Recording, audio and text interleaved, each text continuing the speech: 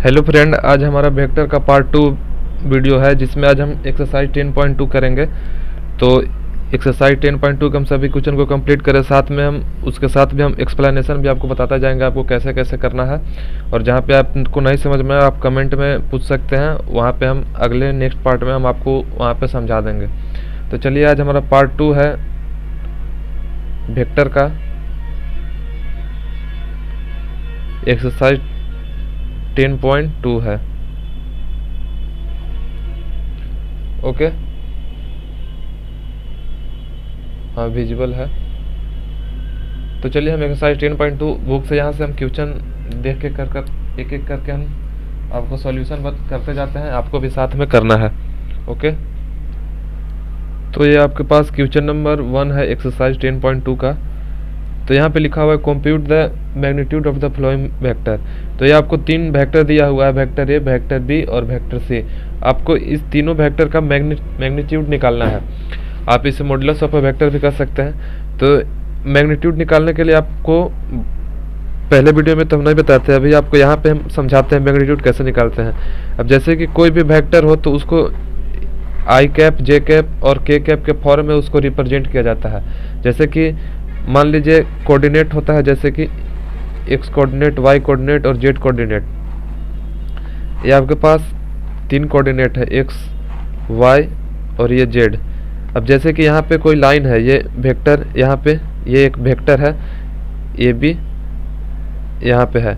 अब जैसे कि इसमें है जो इसका कुछ यहाँ से ऐसे इसका कुछ कंपोनेंट एक्स में है, जैसे कि यहाँ से इतना ये जो है ये एक्स में है, और कुछ कंपोनेंट जो इसका हाइट है वो वाई में है।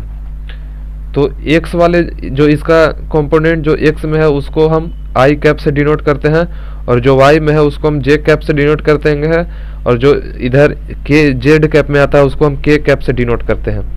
तो ऐसा ही वेक्टर को ये आई कैप, जे कैप और के कैप के फॉर्म में लिखा हुआ है। अब इस वेक्टर को हमको मैग्नीट्यूड निकालना है। तो कोई भी वेक्टर जहाँ पे जैसे आपको अगर आई कैप, जे कैप और के कैप में अगर लिखा हुआ हो तो उसका अगर आपको मैग्नीट्यूड निकालना हो तो आप कुछ मत कीजिए, आप ये वाला देखिए, पहले ऐसे लिखिए, वेक्टर को पहले पूरा लिखिए, वेक्टर आई कैप प्लस जे कैप प्लस के कैप।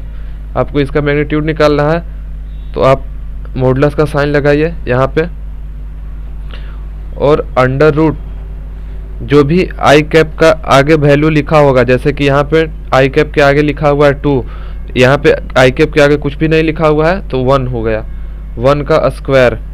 फिर यहाँ पे जे कैप के आगे जो लिखा हुआ है उसका वैल्यू, जे कैप के आगे कुछ नहीं लिखा हुआ है, आपको फिर 1 का स्क्वायर। के कैप के आगे भी 1 है तो यहाँ भी 1 का स्क्वायर।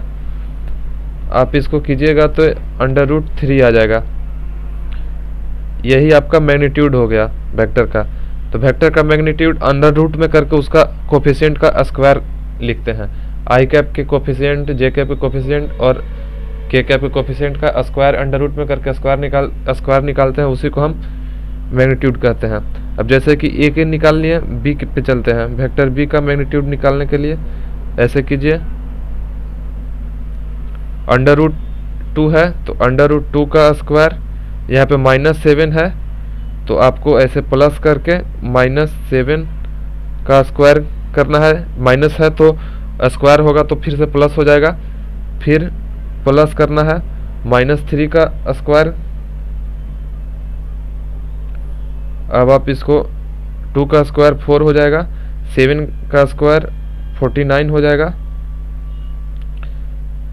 3 का स्क्वायर 9 हो जाएगा, 49 और 49, 50, 53 और 7, 60 और 2 62, 60 अंडर रूट 62 आएगा इसका मैग्नीट्यूड। इसी तरह से सी का निकालना है। सी का मैग्नीट्यूड हो जाएगा अंडर रूट 1/3 का स्क्वायर प्लस अंडर रूट 3 का स्क्वायर, प्लस ये जो माइनस यहाँ पे है ये खुद से प्लस हो जाएगा क्योंकि स्क्वायर है, तो आप डायरेक्ट प्लस ही लिख दीजिए, अंडर रूट 3 का स्क्वायर। ये सब अंडर रूट में रहेगा, 1/3 प्लस 1/3 प्लस 1/3। ओके, अब इसको ऐसे एलसीएम लेके कर लेते हैं, तो एलसीएम 3 आएगा, ऊपर 1 प्लस 1 प्लस 1, ये आपका 3/3 हो जाएगा, कट के 1 आ जाएगा, अंडर रूट में 1 या फिर ऐसे भी 1, आप 1 को बाहर ला सकते हैं, तो इसका मैग्नीट्यूड 1 हो गया। तो ऐसे हम मैग्नीट्यूड निकालते हैं किसी भी वेक्टर को, और वेक्टर को आई कैप, जे कैप और के कैप के फॉर्म में रिप्रेजेंट किया जाता है। ओके, अब नेक्स्ट क्वेश्चन नंबर 2 पे चलते हैं। क्वेश्चन नंबर 2 में आपको लिखना है right 2 different vector having same magnitude. आपको 2 वेक्टर लिखना है जिसका सेम मैग्नीट्यूड सेम हो। तो पहले इससे पहले हम आपको बताएं कि मैग्नीट्यूड कैसे निकालते हैं। मैग्नीट्यूड आपको वेक्टर का अंडर रूट में सभी जो वेक्टर का कोफिशिएंट है उसका स्क्वायर करना रहता है। तो अब जैसे कि आप ऐसे सोच लीजिए, वेक्टर ए एक रख लीजिए और वेक्टर बी ऐसे रख लीजिए, और यहाँ पे आप 1 ले लीजिए, 3 ले लीजिए और 2 ले लीजिए, और यहाँ पे 1 ले लीजिए, 2 ले लीजिए और 3 ले लीजिए। अब इनका अंडर रूट में करके जो भी यहाँ पे आप आई कैप, जे कैप और के कैप लिख दीजिए, सभी प्लस में लिख दीजिए। इसको आप आई कैप प्लस इसको आप जे कैप लिख लीजिए, प्लस इसको आप के कैप लिख दीजिए। अब मैग्नीट्यूड तो हमको मैग्नीट्यूड निकालने के लिए आई कैप, जे कैप और के कैप से कोई मतलब नहीं रहता, हमें जो इनका कोफिशिएंट है उसका स्क्वायर करके सम करना रहता है अंडर रूट में। तो हम करके देखते हैं, 1 का स्क्वायर, 3 का स्क्वायर प्लस 2 का स्क्वायर कितना हो गया, 19, 9 4 13, 1 14, यानी 40, अंडर रूट 14 आ गया। और हम इसका देखें तो 1 का स्क्वायर प्लस 2 का स्क्वायर प्लस 3 का स्क्वायर अंडर रूट में ये भी आएगा 14। तो देख लीजिए हो गया ना। Right 2 different vector having same magnitude. 2 हम अलग अलग वेक्टर लिखे, यहाँ पे आई कैप है प्लस 3 जे कैप है, यहाँ पे आई कैप है प्लस 2 जे कैप है प्लस 3 कैप है, दोनों अलग अलग वेक्टर है और दोनों का मैग्नीट्यूड सेम है। तो क्वेश्चन में भी यही पूछा था कि 2 वेक्टर हमको लिखना है जिसका मैग्नीट्यूड सेम हो, वेक्टर दोनों अलग हो। तो यहाँ पे हम लिख दिए हैं। इसमें कॉन्सेप्ट यही है कि जो आपका जो वेक्टर होता है वो आप यहाँ से अगर नंबर चेंज भी करते हैं, जैसे कि आई कैप यहाँ पे देखिए, यहाँ पे 2 जे कैप है या 3 जे कैप है, तो उससे फर्क नहीं पड़ता है मैग्नीट्यूड में। मैग्नीट्यूड आपको नंबर से मतलब है, आई कैप, जे कैप और के कैप से आपको कोई मतलब नहीं है मैग्नीट्यूड निकालने के लिए। तो इस प्रकार से आप लिख लीजिएगा। क्वेश्चन 2 कंप्लीट हो गया। क्वेश्चन 3 पे चलते हैं। अब इस बार क्वेश्चन नंबर 3 है right 2 different vector having same direction. इस बार आपको 2 डिफरेंट वेक्टर लिखना है जिसका डायरेक्शन सेम हो। ओके, तो यहाँ पे क्या था कि मैग्नीट्यूड ऐसा वेक्टर लिखना था जिसका मैग्नीट्यूड सेम हो मगर डायरेक्शन डिफरेंट था।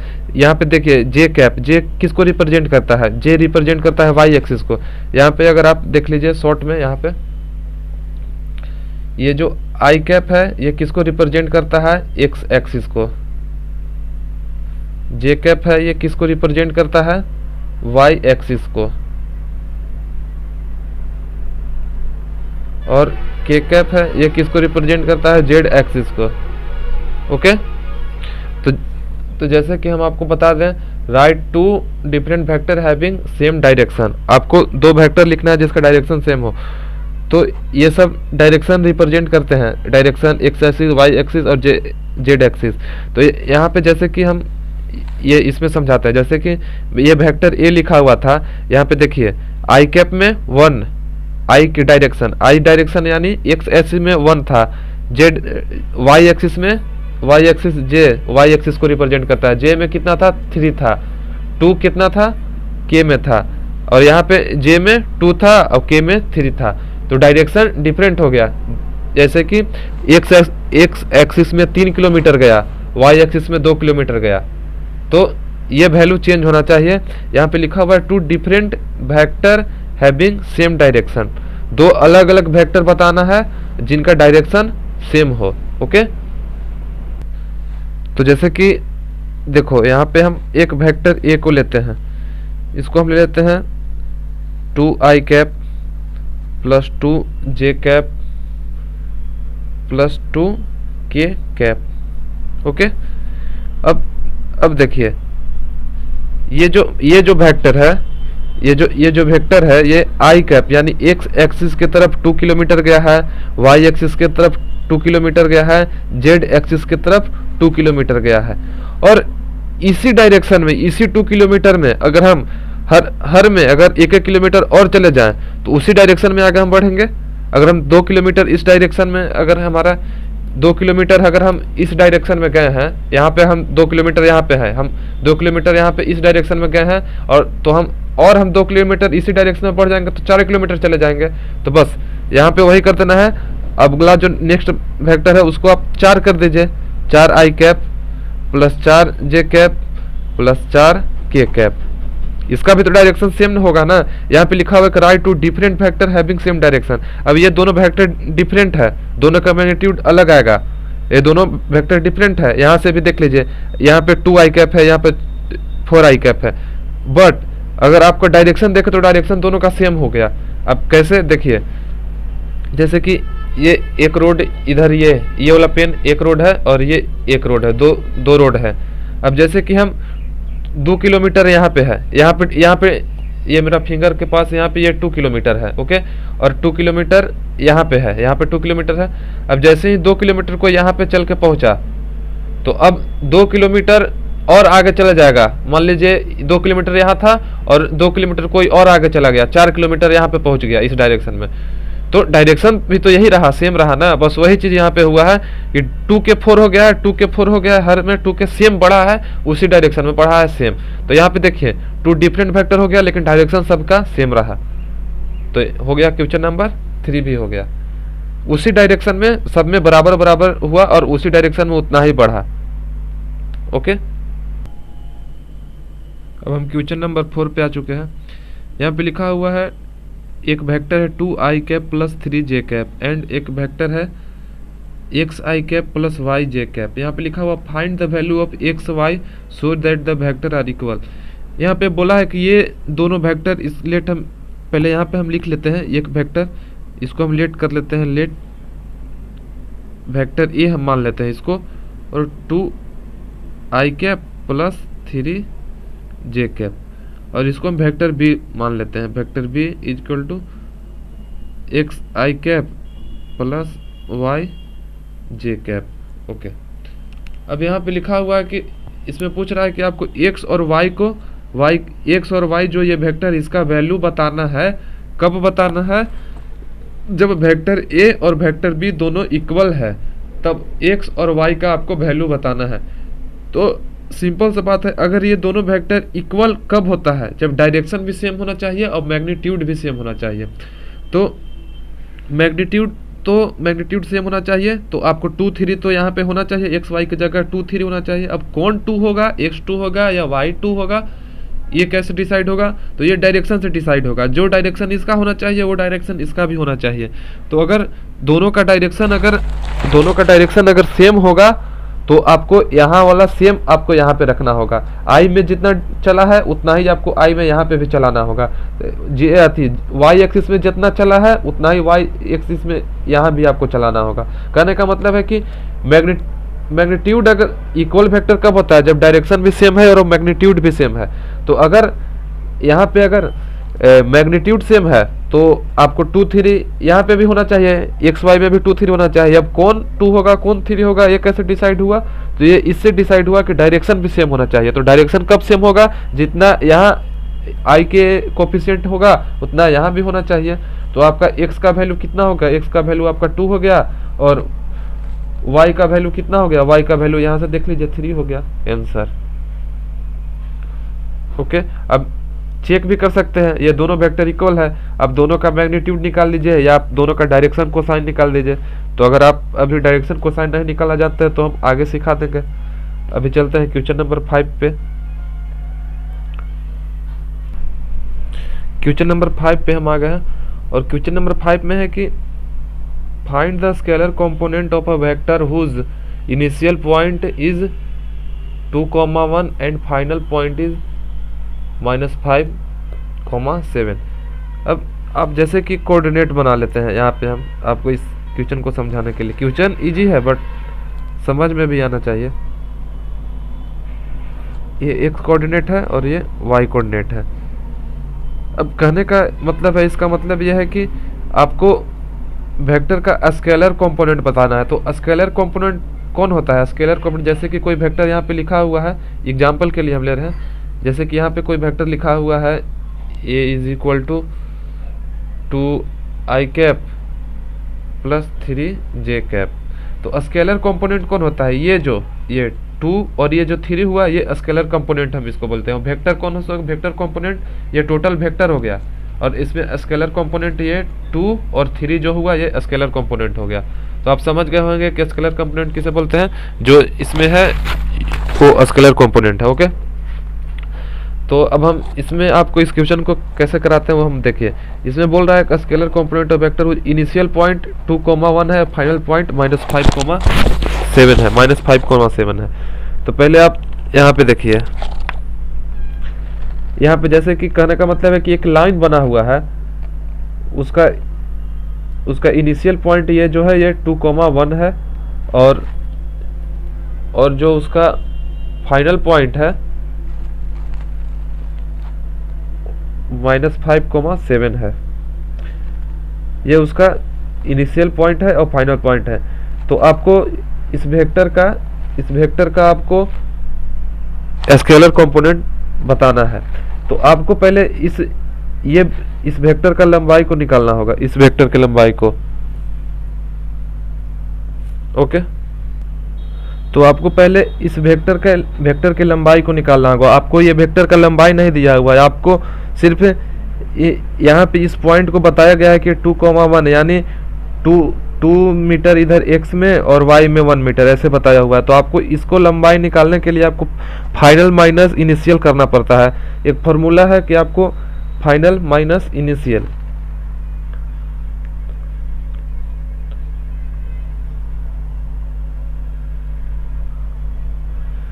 फाइनल माइनस इनिशियल करना होता है।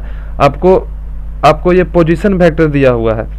तो आपको देखिए इससे और इससे आपको ये वाला दूरी निकालना है। तो आपको ये दूरी निकालने के लिए आपको जो यहाँ से ये जो फाइनल है उसमें से आपको ये वाला दूरी घटा दीजिएगा तो आपका ये वाला निकल जाएगा। तो उसके लिए आपको पहले इसको वेक्टर फॉर्म में लिखिए, जो आपको ये दोनों पॉइंट दिया हुआ है। तो आपका इनिशियल पॉइंट कौन सा है? इनिशियल का पहले वेक्टर में लिखिए। इनिशियल पॉइंट को पहले आप वेक्टर के फॉर्म में लिखिए। इनिशियल पॉइंट आपको 2,1 दिया हुआ है, तो 2i cap plus j cap. 1 को आप नहीं भी लिखेंगे फिर भी चलेगा। फाइनल पॉइंट को लिखिए। फाइनल कौन सा है? -5i cap plus 7j cap. अब आपको क्या है? फाइनल में से इनिशियल वेक्टर को माइनस करना है। तो फाइनल है और इनिशियल को माइनस करना है। तो उसके लिए आप यहाँ पे कीजिए, -5 से आपको -2 को माइनस कीजिए और i कैप की जगह आप i कैप यहाँ पे बाहर में लगा दीजिए। फिर प्लस कीजिए, जैसे है 7 से आप 1 को माइनस कीजिए, 7 - 1 और यहाँ पे बाहर j है तो i में से i वाले को घटाएंगे, j में से j वाले को घटाएंगे। अब जब इसको घटा लीजिएगा तो यहाँ पे देखिए क्या आएगा, -5 में से -2 तो दोनों ऐड हो जाएगा तो -7 i कैप हो जाएगा और 7 में से 1 जाएगा तो 6 प्लस 6 j कैप हो जाएगा। अब ये जो वेक्टर आया, ये वेक्टर ये वाला इसका लंबाई आ गया। अगर इस वेक्टर का मैग्नीट्यूड निकाल लिया जाए तो इसका लेंथ निकल जाएगा। ओके, तो स्केलर कंपोनेंट, अब इसका स्केलर कंपोनेंट चाहिए तो स्केलर कंपोनेंट कौन हो गया? -7 हो गया और 6 स्केलर कंपोनेंट हो गया। ये जो -7 और ये 6 हो गया ये स्केलर कंपोनेंट हो गया। तो आपका आंसर क्या हो गया? आंसर यहाँ पे हम लिखते हैं -7 और 6, ये आंसर हो गया। ओके, अब नेक्स्ट क्वेश्चन पे चल। ओके, तो हम क्वेश्चन नंबर 6 पे हैं। तो ये क्वेश्चन नंबर 6 में आपको लिखा हुआ find sum of the vector. आपको 3 वेक्टर दिया हुआ है, यहाँ पे आप देख रहे हैं। वेक्टर ए दिया हुआ है, वेक्टर बी दिया हुआ है और वेक्टर सी दिया हुआ है। ओके, तो आपको इन तीनों वेक्टर को सम करना है, तीनों वेक्टर को आपको जोड़ना है। हम आपको एक बात बताते हैं, ये टॉपिक से हट के है, अगर जिनका भी मैथ एकदम कमजोर है, क्लास 12th में, क्लास 11th वो नहीं पढ़े हैं और डायरेक्ट क्लास 12th पढ़ रहे हैं, उनको कोई भी टॉपिक कोई भी चैप्टर एकदम बेस से ही कमजोर है, तो वैसे अगर दो चार हैं तो कमेंट करें, हम उनके लिए स्पेशल टाइप पे हम शुरू से एकदम लो लेवल बेस से आपको बताते चलेंगे। अगर आप सिर्फ अभी एनसीईआरटी का क्वेश्चन करना चाहते हैं तो आप क्वेश्चन के लिए वीडियो देख सकते हैं। अगर आपका एकदम सा कमजोर, मैथ एकदम कमजोर है, तो आप कमेंट कीजिए, आपके लिए हम कुछ अलग से कुछ हम वीडियो जो पहले से रिकॉर्डेड है वो हम आपको प्रोवाइड करेंगे। तो अगर वैसा कोई होंगे तो आप कमेंट करके बताइएगा, हम आपके लिए कुछ उपाय बताते हैं जो कि आपको एग्जाम में बेनिफिट करेगा और आपको बेस अच्छा हो जाएगा। तो आपको एकदम कुछ नहीं समझ में आ रहा है, एकदम कहीं से कोई चांस नहीं है समझ में आने का, तब आप कमेंट कीजिए कि हाँ हमको अब एकदम बेस कमजोर है, तो हम आपको कुछ उसके लिए उपाय बताते हैं। तो चलिए हम एक क्वेश्चन को करते हैं। तो find the sum of the vector, आपको तीनों को ऐड करना है। तो आपको ऐड करने के लिए और सब्ट्रैक्ट के लिए आपको वेक्टर का हम रूल बताते हैं। आपको जो आई कैप है, आई कैप वाले में से आई कैप वाले को आपको ऐड करिए या सब्ट्रैक्ट करिए, जो भी आपको करना है, सिर्फ आई कैप वाले को आई कैप में, जे कैप वाले को जे कैप में और के कैप वाले को के कैप में आपको सेम में करना है, अलग अलग नहीं। जैसे कि आई कैप वाला जो है, आई कैप के आगे 3 लिखा हुआ है और एक इसमें आई कैप के आगे 2 लिखा हुआ है, तो आप सिर्फ ये दोनों जुड़ेगा, आई कैप और आई कैप वाला जुड़ के 5 आई कैप हो जाएगा, और जे कैप वाला जे कैप के साथ जुड़ेगा। या अगर आपको सब्ट्रैक्ट भी करना है तो आई कैप वाले आई कैप के साथ ही सब्ट्रैक्ट होगा, तो यहाँ पे 1 आई कैप बचेगा। तो हमारा कहने का मतलब है कि कुछ भी अगर आपको सब्ट्रैक्ट करना हो, मल्टीप्लाई करना हो और ऐड करना हो, कुछ भी करिए, सेम वाले को सेम के साथ होगा। तो यहाँ पे हमको तीनों वेक्टर को ऐड करना है। तो अगर हमको तीनों वेक्टर को ऐड करना है तो हम चलिए करते हैं। तो यहाँ पे हम लिख देते हैं पहले vector A plus vector B plus vector C. अब यहाँ पे देखिए आई के कोफिशिएंट में कुछ भी नहीं है तो 1 है, यहाँ पे 1 और ये -2 और यहाँ पे भी 1, तो 2 1 1 हो गया 2 और माइनस, इसमें से -2 माइनस हो गया तो कितना बचा, 0 बचा, तो 0 आई कैप हो गया। तो जहाँ पे 0 आ जाए वहाँ पे आई कैप को हटा ही दीजिए, आई कैप मत लिखिए, आई कैप वहाँ से हट जाएगा। अभी फिलहाल आपको समझाने के लिए हम 0 आई कैप लिख देते हैं। फिर चलते हैं यहाँ पे -2 और +4 कितना हो जाएगा, +2 और -6 तो कितना हो जाएगा, -4, तो -4 जे कैप। अब के कैप वाले को के कैप के साथ, तो के कैप यहाँ पे 1 है और यहाँ पे 5 है तो कितना हो गया, 6 हो गया, और यहाँ पे -7 है तो कितना हो गया, -1 हो गया। तो 1 को हम नहीं लिखते हैं, तो सिर्फ यहाँ पे माइनस के कैप हम लिख देंगे। अब यहाँ पे देखिए 0 है तो 0 को नहीं लिखना है, आप पूरा आई कैप को ही हटा दीजिए। तो यहाँ पे आप आंसर में लास्ट आंसर आपका आएगा क्या, 4 जे कैप माइनस के कैप, बस ये जो 0 है वो हट जाएगा, यहाँ पे सिर्फ जे कैप और के कैप ही बचेगा, और ये आपका सम हो गया तीनों वेक्टर का। तो हम सम इस प्रकार से करेंगे। अगर आपको कुछ नहीं समझ में आ रहा है, कहीं से भी आपको कुछ समझ में ही नहीं आ रहा है, तो आप कमेंट कीजिए, आपके लिए हम अलग तरीके से, अगर 2 4 10 बच्चे अगर ऐसे हो जाते हैं जिनको एकदम समझ में नहीं आता है, तो उनके लिए हम कुछ उपाय करते हैं। ओके, तो अब हम क्वेश्चन नंबर 7 पे आ गए हैं। तो क्वेश्चन नंबर 7 में है कि find the unit vector in the direction of vector ये इतना। ओके, तो find the unit vector in the direction of vector A I cap plus J cap plus 2 के कैप। तो आपको यूनिट वेक्टर निकालने के लिए एक फॉर्मूला है, अभी फॉर्मूला हम लिख देते हैं। अगर फॉर्मूला समझ में नहीं आया तो हम समझाते हैं क्या है। ऊपर में वेक्टर और नीचे में वेक्टर का magnitude, unit vector. Unit vector निकालने के लिए ये फॉर्मूला है। अब आपको ऐसे हम समझाते हैं आपको करना क्या है, कुछ नहीं, ऊपर में ये सेम वेक्टर रखना है और इसका मैग्नीट्यूड निकाल के और इस वेक्टर में डिवाइड कर दीजिएगा तो यूनिट वेक्टर आ जाएगा। अब जैसे कि इसको हमको निकालना था, पहले हम वेक्टर इसका मैग्नीट्यूड निकालेंगे। तो वेक्टर ए का मैग्नीट्यूड निकालने के लिए आपको क्या करना है, आपको कुछ नहीं, इसका कोफिशिएंट, इसका जो आई कैप के जो आगे है, आई कैप के पास क्या वैल्यू है, तो आई कैप का कोफिशिएंट में वैल्यू है 1 का स्क्वायर कीजिए, जे कैप के 1 है, 1 का स्क्वायर कीजिए, इसका 2 है तो आप 2 का स्क्वायर कीजिए, अंडर रूट के अंदर सब ले लीजिए, कितना वैल्यू हो गया 2 और 4, 4 2 6, √6 आ गया। ये जो मैग्नीट्यूड आया है इसको डिवाइड कर देना है इस वेक्टर में। तो पहले वेक्टर को यहाँ पे लिख लीजिए। तो वेक्टर ए को यहाँ पे लिखिए, आई कैप प्लस कुछ नहीं है यहाँ पे तो 1 है, यहाँ पे भी कुछ नहीं है तो 1 है, जे कैप और यहाँ पे +2 के कैप। अब इसमें जो ये आया है मैग्नीट्यूड आया है √6, इसको सब में डिवाइड कर देना है। तो √6, यहाँ पे भी √6, यहाँ पे भी √6, ये आपका यूनिट वेक्टर निकल गया। और ये जो वेक्टर है इसके ऊपर ऐसे कैप लगा देना है। ये जो लाइन था इसको काट के इसमें कैप लगा देना है। यूनिट वेक्टर में कैप लगता है। यूनिट वेक्टर कहीं भी लिखना है, अगर ये वेक्टर है तो सिर्फ ऐसे रहेगा, अगर ये यूनिट वेक्टर है तो आपको इसके ऊपर ऐसे कैप लगा देना है। ये यूनिट वेक्टर का ये सिंबल हो गया। ओके, तो ऐसे कैप लगा देंगे, ये यूनिट वेक्टर हो गया। ओके, और जो यूनिट वेक्टर आता है उसका ये जो आई कैप का जो वैल्यू 1 बटा ये जो वैल्यू आया है 1 बटा √6 आई कैप के पास, और ये 1 बटा √6 इसका, और 2 बटा √6, ये जो वैल्यू आया है इसी को हम डायरेक्शन कोसाइन कहते हैं। आगे आपको पढ़ने को मिलेगा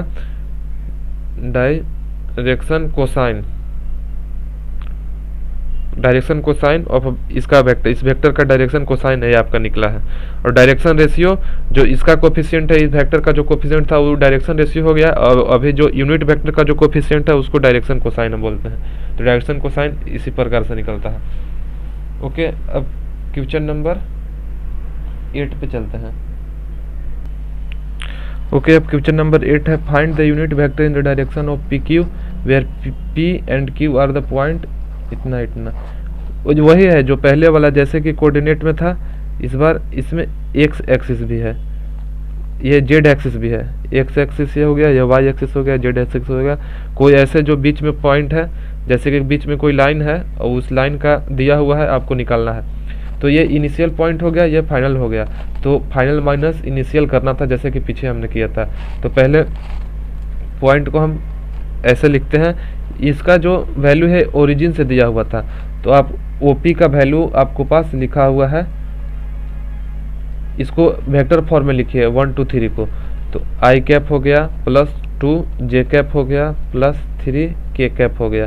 ये OQ यहाँ पे लिखा हुआ है, ओरिजिन से वैल्यू दिया हुआ था। जैसे कि अभी हम जेड एक्सिस को हटा दे, आपको इतना ही मैं समझा।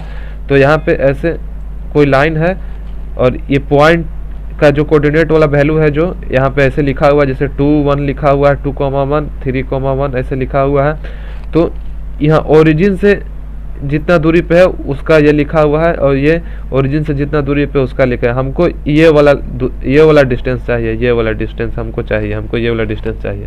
ओके, तो ये सब अभी हटा के आप यहाँ से लीजिए, ओरिजिन से जो इसका दूरी है, फाइनल पॉइंट का जो दूरी है वो क्या है 4 आई कैप +5 जे कैप +6 के कैप। ओके, अब हमको वो ये वाला जो लेंथ हमको निकालना था वेक्टर का, PQ को हमको निकालना है। तो PQ निकालने के लिए आपको क्या करना है कि OQ माइनस OP करना है। तो OQ फाइनल में से आपको इनिशियल को माइनस करना है OQ को। तो OQ माइनस OP करेंगे तो देखिए 4 में से 1 माइनस कीजिएगा तो 3 आई कैप, 5 में से 2 माइनस कीजिएगा तो 3 जे कैप, और 6 में से 3 माइनस कीजिएगा तो +3 के कैप। ओके, अब हमको ये जो वेक्टर आया है PQ वेक्टर मिल गया। इसका हमको क्या निकालना है, यूनिट वेक्टर निकालना है। तो यूनिट वेक्टर निकालने के लिए आपको हम बताए थे कि क्या करना है, जो वेक्टर है उसका यूनिट वेक्टर निकालने के लिए आपको क्या करना है कि ये जो PQ वेक्टर है इसका मैग्नीट्यूड से आपको डिवाइड कर देना है यूनिट वेक्टर निकालने के लिए। तो चलिए हम करते हैं, पहले हम इसका मैग्नीट्यूड निकालते हैं। मैग्नीट्यूड इसका निकालने के लिए PQ हम यहाँ पे लिखते हैं, और इनका जो वैल्यू है उनका स्क्वायर करके अंडर रूट में करते हैं। 3 का स्क्वायर 3 का स्क्वायर 3 का स्क्वायर करके अंडर रूट में करते हैं। 3 3 3 यहाँ पे था, यहाँ पे हम 3 का स्क्वायर करके अंडर रूट में कर देते हैं। 9 9 9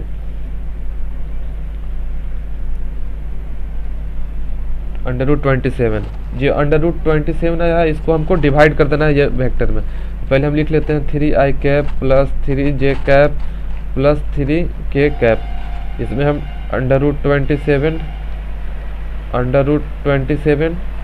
और √27, ये हमारा यूनिट वेक्टर हो गया।